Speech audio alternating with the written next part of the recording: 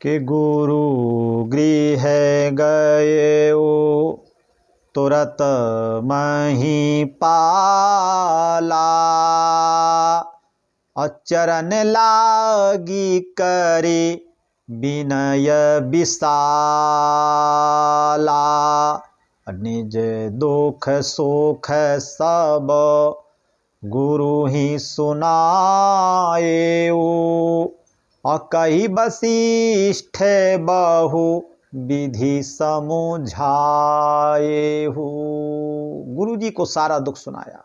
गुरुदेव पुत्र नहीं है, चौथी अवस्था आ गई है, आज लोग मेरा मुख नहीं देखना चाहते हैं, मैं क्या करूं।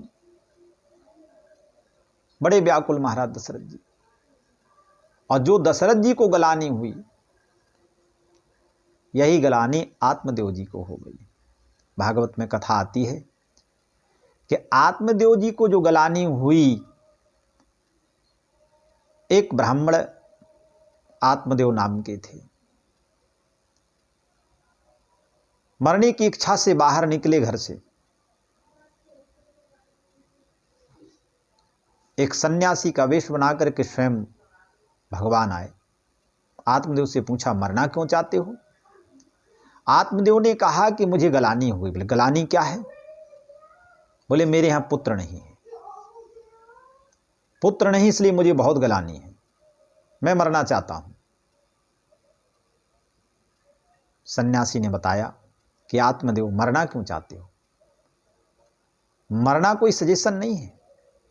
अरे पुत्र से होता क्या? बोले पुत्र से कुल और खानदान का नाम चलता है। तो बोले गोस्वामी तुलसीदास जी का तो कोई पुत्र नहीं था, परिणाम?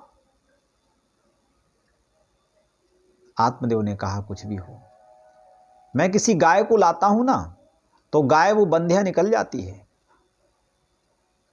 यदि फल घर में लाता हूं ना, तो फल सड़ जाता है। आत्मदेव जी बताते हैं, भागवत में कथा आती है, महात्म्य की कथा है ये।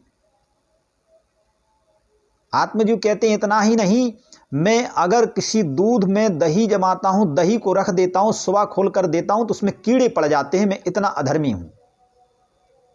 मेरे यहां पुत्र नहीं है, इसलिए गाय में लाता हूं। गाय मेरे यहां, दूसरे के यहां तो वो दूध देती है, मेरे यहां वो गाय भी बंध्या हो जाती, फिर वो बछड़ा पैदा नहीं करती, फिर वो दूध नहीं देती, दूध देना बंद कर देती है।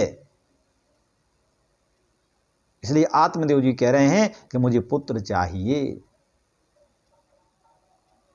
कहा संत ने, अगर पुत्र को पुत्र निकल जाए, बोले कुछ भी हो पुत्र चाहिए। कहा पुत्र चाहिए? बोले जी। आत्मदेव को समझाया बुझाया बहुत तरीके से, लेकिन आत्मदेव ने एक न मानी। आत्मदेव ने कहा कि नहीं, मुझे तो पुत्र चाहिए। उन्होंने, संत ने एक फल दिया। बोले फल जाओ ले जाओ, और फल ले जा करके अपनी पत्नी को इसको खिला देना। पत्नी से कहना कि नियम से रहें, व्रत करें, पूजा करें, जूठे मुख सोएं ना, हाथ पैर धो करके सोएं, स्नान करें, भगवान का पूजन करें, वंदन करें, तो बहुत सुंदर अच्छा एक महात्मा पुत्र पैदा होगा।